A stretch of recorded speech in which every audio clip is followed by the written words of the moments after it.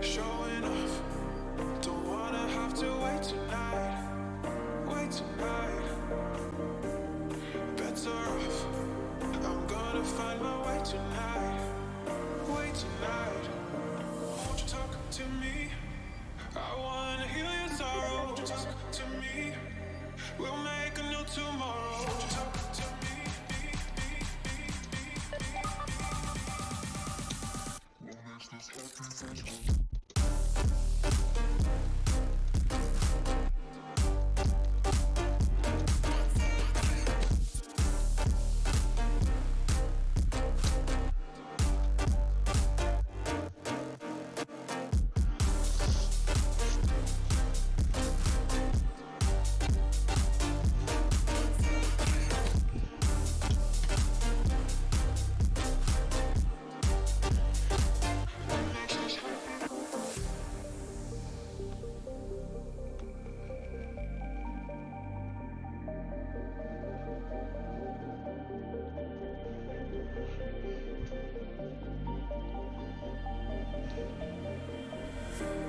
Showing off, don't wanna have to wait tonight.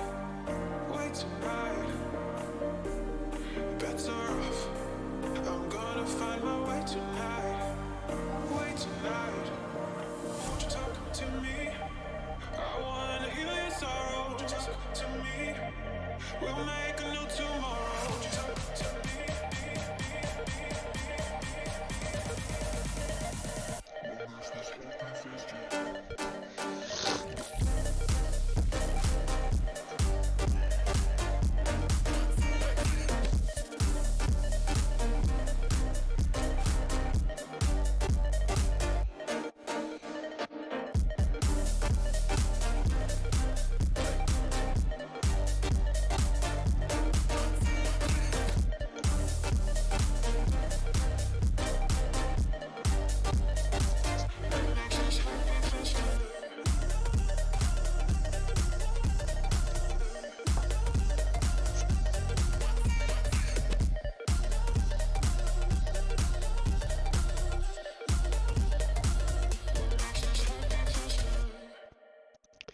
Okay. Oh, where am I? Where am I? Oh no. I'm lost alone in the dark. There we go. All right. So we are on to part 6 of Tales from the Mos Eisley Cantina. And it is Be Still My Heart, the Bartender's Tale tonight. So, we're going to just jump straight on into it. This one is a bit shorter than some of the others, so should be a little quicker. I might have time to actually do a little gaming stream tonight. Maybe. Not sure. All right.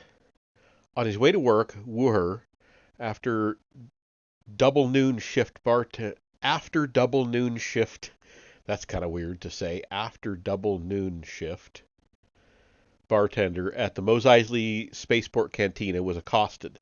To make matters worse, the accoster was his least favorite of the many things that congregated in this most egregious of congregations of intergalactic scum. An extensor whipped from the pale shadows of the alley, wrapping around his ankle lightly, yet with enough strength to detain him. Automatically, Wooher reached to the back of his belt for his street club. A weapon of some kind was always a necessity for those who strode the byways of a haven for cut purses and cutthroats like Mos Eisley. However, the pathetic voice from the juncture of walls and garbage cans gave him stay. "Please, sir, I mean you no harm. I humbly request asylum." Wooher blinked. He rubbed his grimy sleeve over his puffy eyes. He'd drunk too much of his own bar brew last night and overslept. He had a faint growl of hangover nagging him. He was in no mood to deal with riffraff begging for shelter or alms. "Get off me," he snarled. "Who the hell are you?" Wooher was a surly sort who preferred to keep his thoughts to himself. He also had a rather aggressive curiosity sometimes, though. This was a trait that his employer, Chalman the Wookiee, found to be a resource in the chemical experimentation aspects of Wooher's work, but claimed would ultimately cause him grief. I am C2R4, squeaked the voice, accompanied by a curious blend of whistles and clicks.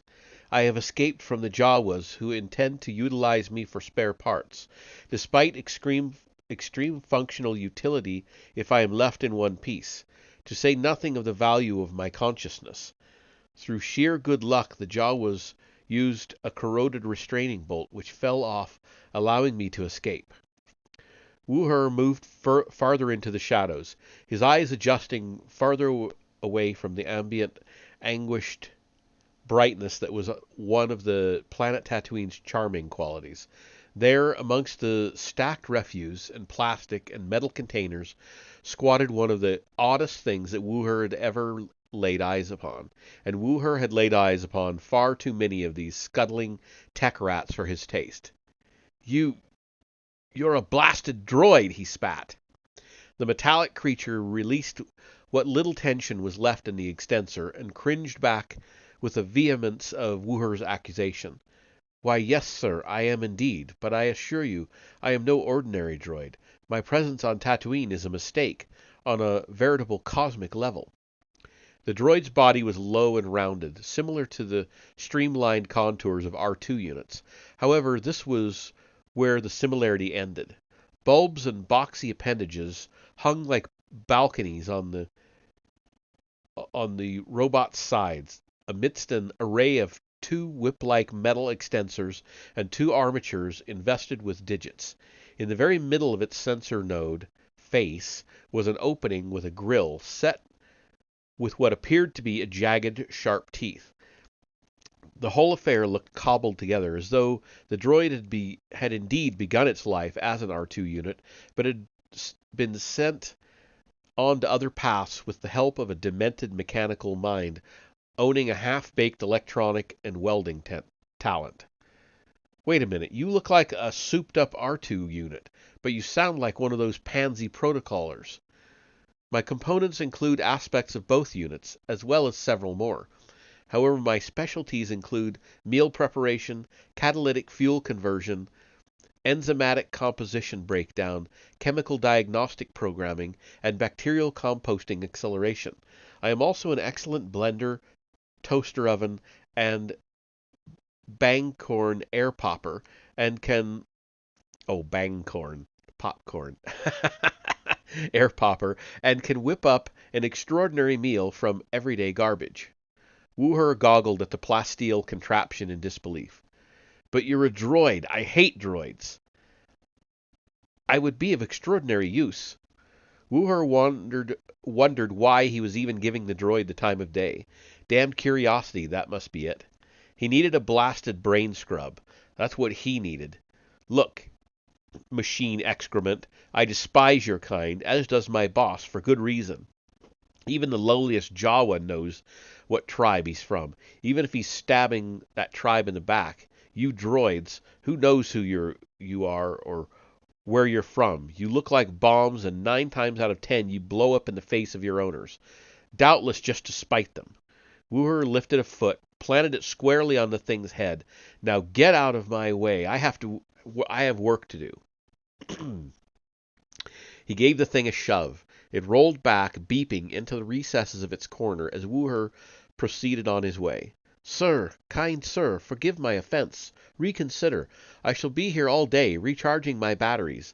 I dare not emerge in sunlight, for the Jawas will find me. Grant me asylum, and you will not be sorry, I swear. Pah! The word of a droid. Useless, the man snarled in contempt. With grand, elevated disgust, Wu-Her hurried away. Just one more proof that he should not be so free about strolling through alleys to save a scant few seconds.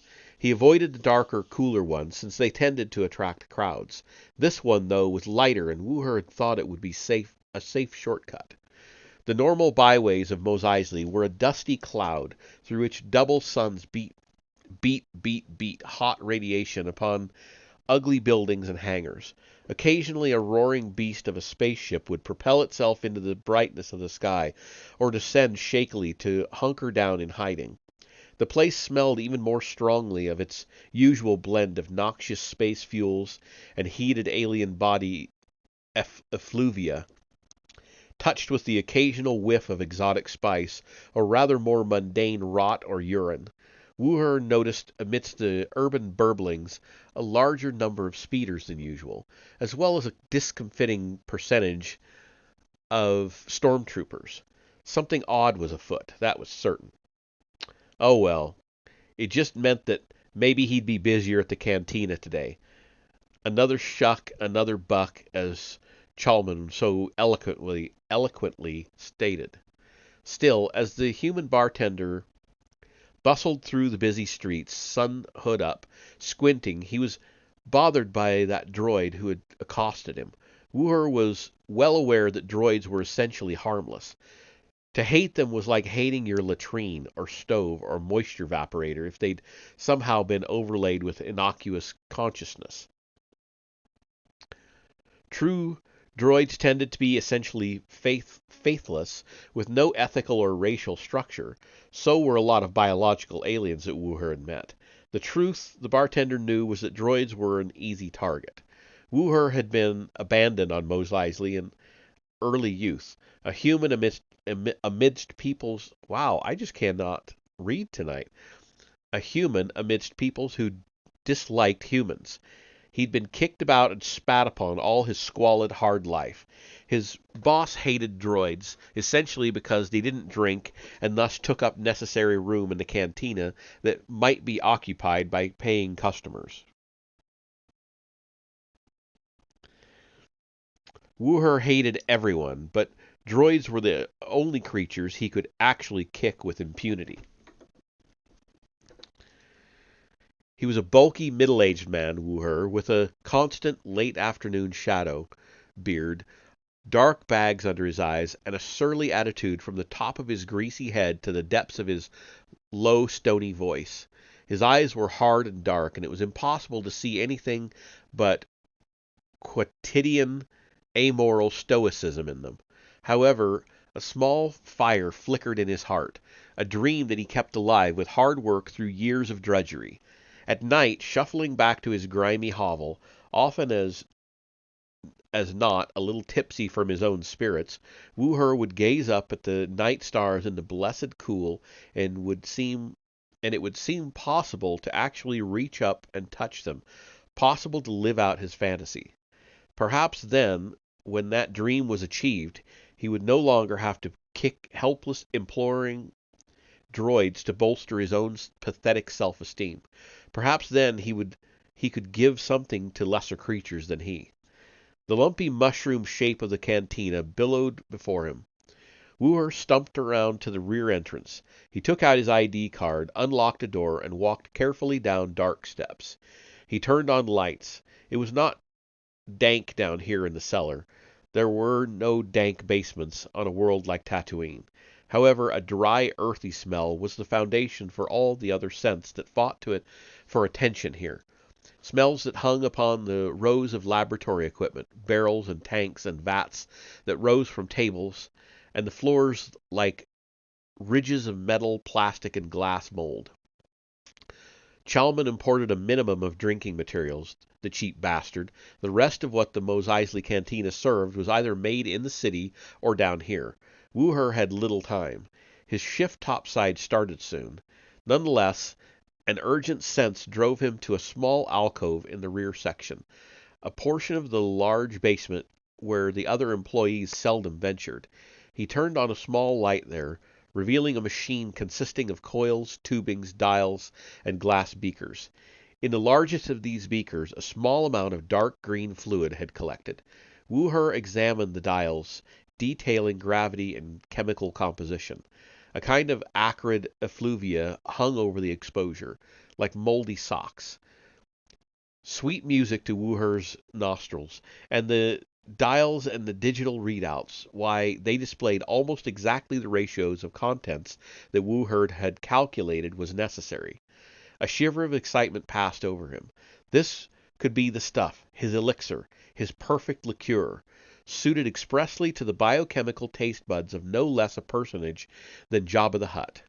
For all intents and purposes, lord and slave master of the criminal element of Tatooine.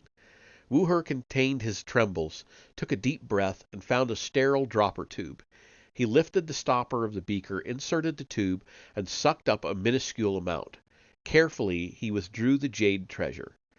Ah, if this distillation was the right stuff, the drink that Jabba the Hutt deemed to be the perfect liqueur, then what else could Jabba do but name him his own personal bartender, distiller, brewer, wine master? Thus elevated in position, the lowly Wooher might gain reputation and monies that would allow him to ship off this anal juncture of a desert snot world to some bright, pristine bar on a paradisal planet. Paradisal? Wooher brought the tube toward his mouth. A dangle of fluids sparkled diamonds in the amber light. He let a touch drop to his tongue.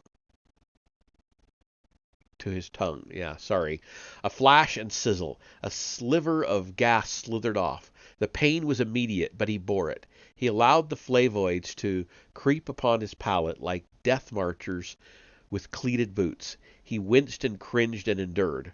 Rotwort, skusk, mummergy, bitter and fiercely aromatic with a kicker alcohol afterburst. Damn it, though. Not quite right. His bioalchemist instincts, having studied carefully Jabba's other favorite drinks, had synthesized a theoretical perfect amalgam, a liqueur that would delight the huge worm thing. This was not quite it. A certain element was lacking, a certain gagging whisper of elusive yet ineffably attractive decadence. Damn. The bartender went to get his apron and to trudge wearily up the stairs to where his smoky den of work awaited. Water, demanded the green alien in its annoying language. Bottled distilled water, bartender, and make no mistake, I've got the credits for the real stuff. This nose can tell if it's anything more or less. The alien touched its absurd proboscis with one of its green digital members. Wooher's nose twitched. Was it him, or was the stench in this pan-galactic hole worse than ever? Well, buddy, it's your call, but you look as if you could use something a little stronger. The alien's jewel-like eyes glittered with fury, and its ears seemed to flap indignantly. How dare you call me by a familiar name, you piece of human trash? Believe me, I am a valiant drinker of all manner of manly, powerful drinks. However, I make it a rule to accept such only from real bartenders. A mangled face pushed itself across the underlit bar and into the conversation. Actually, this guy makes some damn fine drinks for a lousy, dung-eating native. Take it from me, Dr. Evazan. I've had many drinks in all 12 system in which I've obtained a death sentence, and these drinks here pass muster. Wooher nodded surly thanks. However, the arrogant alien would have none of it. This guy was a Rhodian, Wooher knew, and a bounty hunter from the boastful affront of him, a particularly egregious combination. Nonsense, said the Rhodian, tiny satellite addenda atop his head turning back and forth, as though searching for some television channel. Disdain dripped from his tone. Humans don't have what it takes to be a proper bartender. The two terms are mutually exclusive. This was the song that Wooher heard all too often. From the very first day that he'd graduated from his chemistry kit to a taste for interesting drinks, and had parlayed that knack into a successful application to a sleazy but effective bartender correspondence school, he'd been dumped upon for wanting to take on the duties of serving drinks to an array of people from different planets, biomes, ecologies, what have you. Bartenders in these sorts of places, frequented by different and unique biochemistries, were more xeno-alchemists than simple pourers of drinks. You had to pay attention to what you were doing. Wouldn't do at all to serve up a nice glass of the variation on sulfuric acid that Deveronians enjoyed to, say, a Gödel. Likewise, a simple beer could make a Jawa shrivel up like a slug. It really wasn't that humans couldn't handle the challenge. It was generally that most of them didn't care to bother. Indeed, there were a few in old xenophobic republic days who used the opportunities to slowly poison enemies. "Hey, Greenie," snarled Wooher defensively. "You go to Chalman's office. My certification is right on his wall." "I shall, and I shall make every effort to have you fired from this post. Your kind doesn't belong here." The Rhodian leaned over the bar with his wide, orby eyes and stared directly into Wooher's, his species' very confrontational mode for expressing supreme contempt. Wooher's nostrils were immediately assaulted by a stronger dose of the odor he'd noticed before. He cringed backward. "Pah, coward!" The Rhodian spat on him. "And be it known to you, bartender, that I, Greedo, am highly valued in my employ by none other than Jabba the Hutt. I shall also make my complaint to him after I take care of the business I have come to this lice-ridden cantina to deal with. Now, my bottle of pure water, please, and snap to it before I have to come and get it myself." The odor was so strong that Wooher was momentarily stunned. Even as he reached down, pulled up a bottle of water, clicked off the top, he was in a fog. That smell. Something about that smell. Pheromones, surely, but unique pheromones, unlike any other that Wooher had sniffed. The bartender had a big nose with highly trained and sensitive olfactory capabilities. This was one of the reasons he was such a good bioalchemist. Something about this Greedo. The Rhodian snatched the bottle away, contemptuously, dumped a handful of credit chips on the counter, and marched away into a dark corner booth. Even though he'd had this kind of treatment before, it still stung Wooher. He felt like a pile of womp rat guano, and the fact that he could do absolutely nothing to avenge his slighted feelings made it all the worse. This mixed with that smell. He could smell that smell to the corns on the soles of his feet. It touched him to the very core of his being, and he was not entirely sure why. For the next moments, he was in a kind of reverie as he went about his work, serving. He worked up some nice drinks for the band, whose music had actually helped make working in the dump bearable. He served an Aqualish and the Tonika sisters. He whipped up a gaseous delight for the blues-loving Deveronian, all the while in a sensory smog of anger and confusion. He barely noticed the new arrivals until his assistant tugged at his tunic. "Wooher, we've got a positive on the droid detector."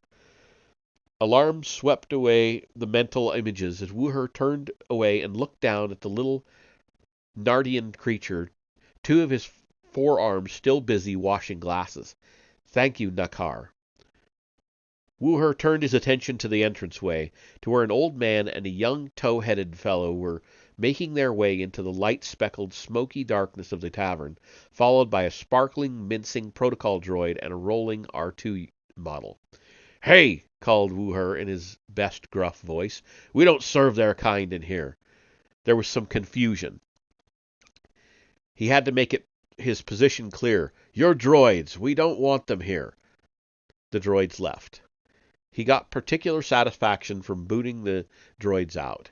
It was one of the only exercises of power that Wooher truly felt comfortable with. It was a clear and free area in which he was sure he could offend no one else. Nonetheless, even as he watched the droids leave, something bothered him. The memory of that lone droid stranded in that alley, pleading for assistance. Somehow, the pang of that memory merged with the strong scent of Greedo's pheromones to create a jarring unease and yet odd excitement in the bartender. A young man in desert duds shook him and asked for some water. It took a couple of shakes to get a reaction out of Wooher, but finally the drink was served and Wooher went about his business, serving yet another squeaky rannoch. He was so immersed in his own particular funk that it took him a while to realize an altercation was building. Wooher looked over to see that Dr. Evazan seemed to be having a confrontation with the young man. The older man stepped in and spoke. The next thing Wooher knew, there was a blinding flash. Alarmed, he cried out, "No blasters! No blasters!" A light sword swashed through the air. A chop, a flop, and the gun arm of Evazan's Aqualish companion separated from his body. The old man and young man stepped away, and after a moment of silence, the band struck up again. Nakar, said Wuher to his assistant, please clean that up. I have work to do. Even though the doctor had stood up for him, Wuher felt no kinship. The man was an ugly, bent, and demented creature. Nonetheless, there was no reason to litter the floor with blood and groans of the doctor's associate for an overlong time. The Nardian scurried away. Wuher went back to work. A day's shuck, a day's buck. Business as usual at the Mos Eisley Cantina. Too bad Chalman wasn't around. His imposing figure usually discouraged these kinds of shenanigans. That Wookiee that had been talking to the old man looked a bit like his employer, only taller and younger. He'd been hanging around before with that larcenous smuggler Han Solo. The spacer had burbled something yesterday about the Wookiee being his first mate. Dangerous profession, that. Perhaps there were worse things in the universe than being dumped on by Rhodians in the Mos Eisley spaceport cantina. Still, it rankled, and Wuher could feel his anger and hatred roiling and coiling like a stepped-on sand snake. The next thing he knew, a pair of stormtroopers had come through the doors and immediately stepped to the bar. "We understand there was a ruckus here," said one in a muffled electronic voice through his white skull-like helmet. "You bet," said Wuher. He looked around, saw the backs of the perpetrators at a table at the far end of the establishment. Curiously enough, sitting across from them were none other than Han Solo and his Wookiee first mate. "The old guy and the young guy over there," he pointed. "The sooner these troops got out of here, the better. They made him nervous. The place had plenty of trouble enough as it was. Besides, stormtroopers were terrible tippers." Wuher's mind dipped back into his musing as he went on automatic pilot, making up barium frizzes and frosty sulfates and even serving the odd shot and a draft. He even poured himself some of his own homebrew ale to take some of the edge off the mild headache that sulked at the back of his skull. However, during all this he was still haunted by two things: that smell that still clung to his nostrils, and that squeaking droid. What was going to happen to it? Why should he care? And what did it say its specialty was? His musings were suddenly interrupted by a loud blast. All heads swung toward its origin. The table where Han Solo sat. The jaunty smuggler was rising up and walking toward the bar, sticking his gun back into its holster. Wuher could not believe what he was leaving behind. "Sorry about the mess," Solo said, flipping a 2-credit chip toward Wuher.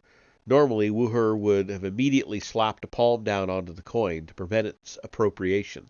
However, he was far too stunned by what he saw to think about money. There, flopped over the table, was none other than Greedo, the Rhodian bounty hunter, a shred of smoke rising up from a blasted abdomen. Greedo, dead as a starship rivet. A kind of chill satisfaction moved through Wuher, a transection of reality and dream that did not occur often enough. True creatures got killed in here all the time, and it would have given Wuher far more satisfaction to have actually been behind the trigger of that blaster, seen its power rip through that obnoxious, smelly... A kind of transcendental realization flashed through the bartender.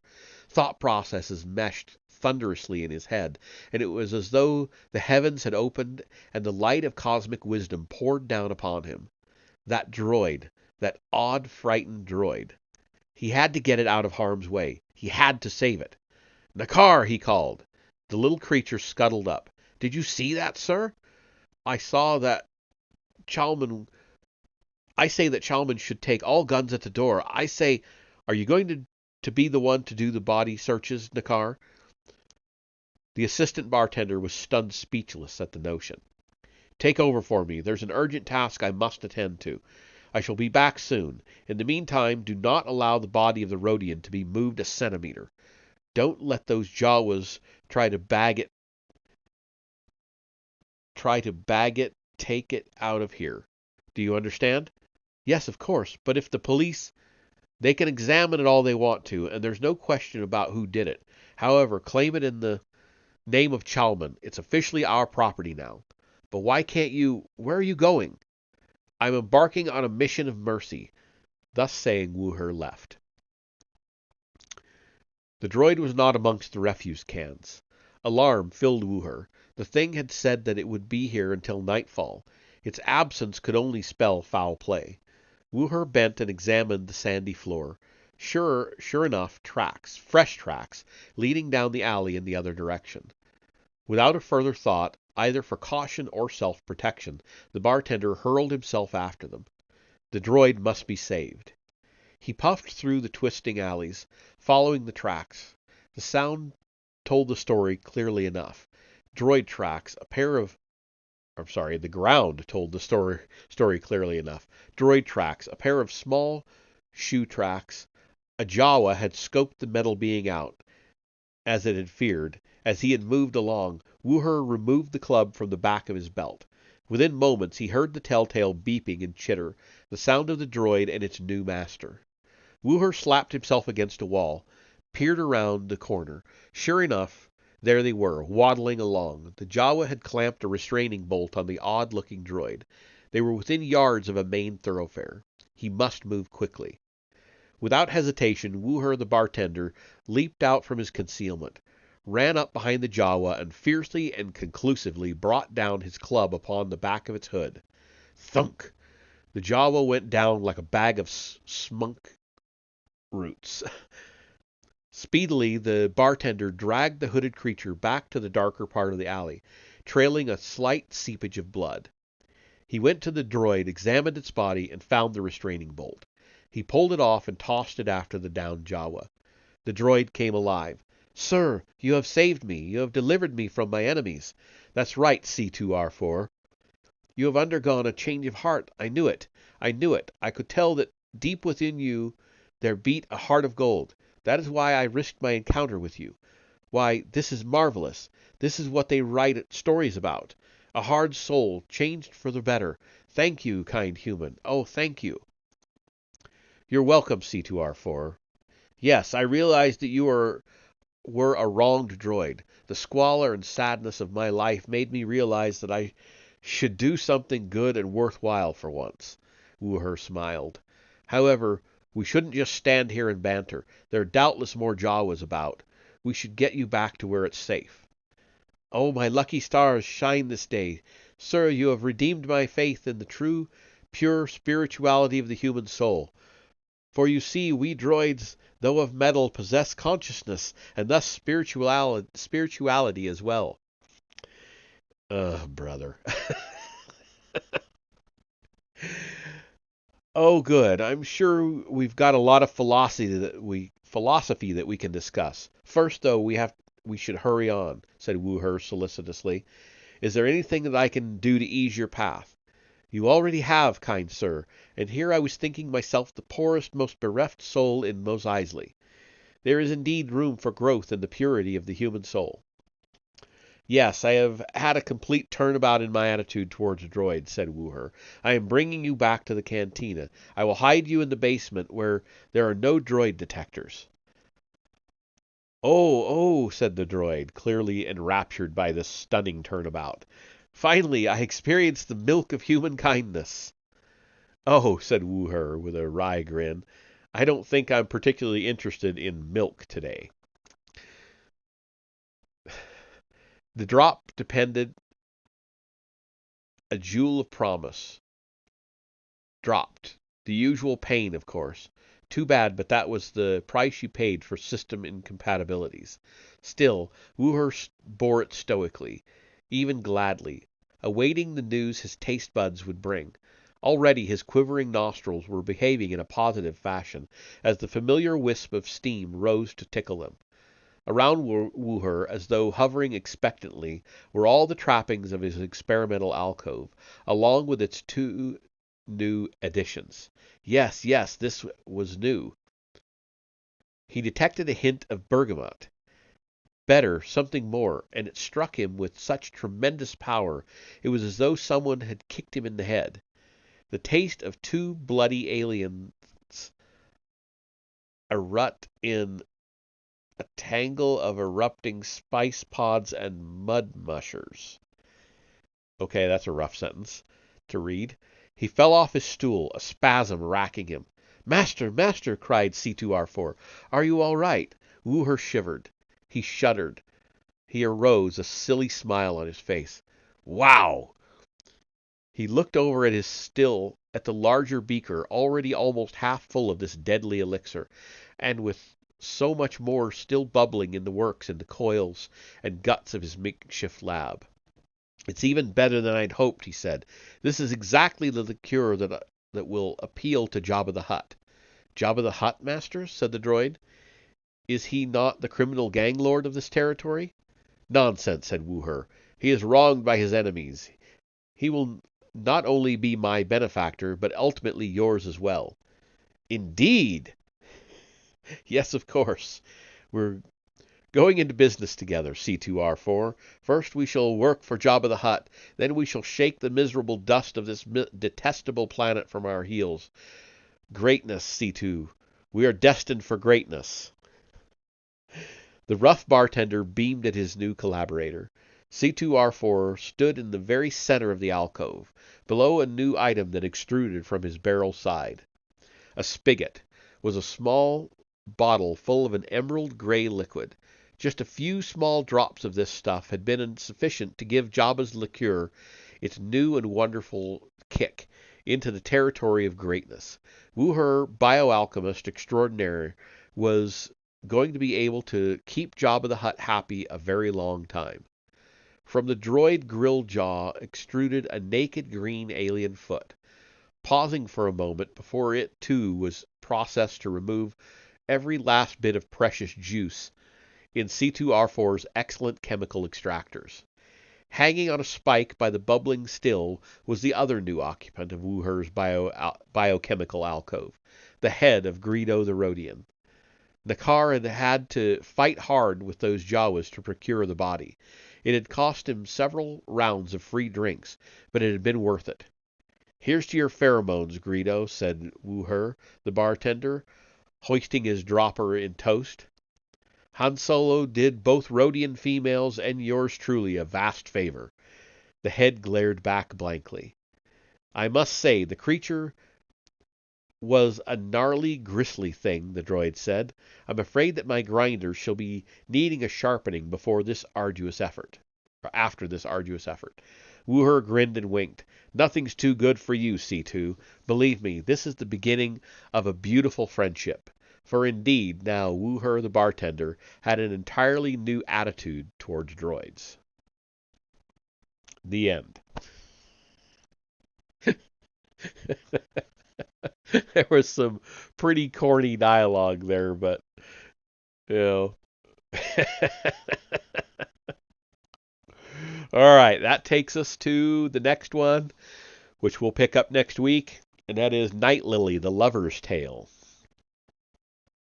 So, I will see you for this stream next Wednesday. We'll pick up our other Star Wars stream on Friday. And I don't know. I'm going to take a break and decide whether I'm going to game tonight.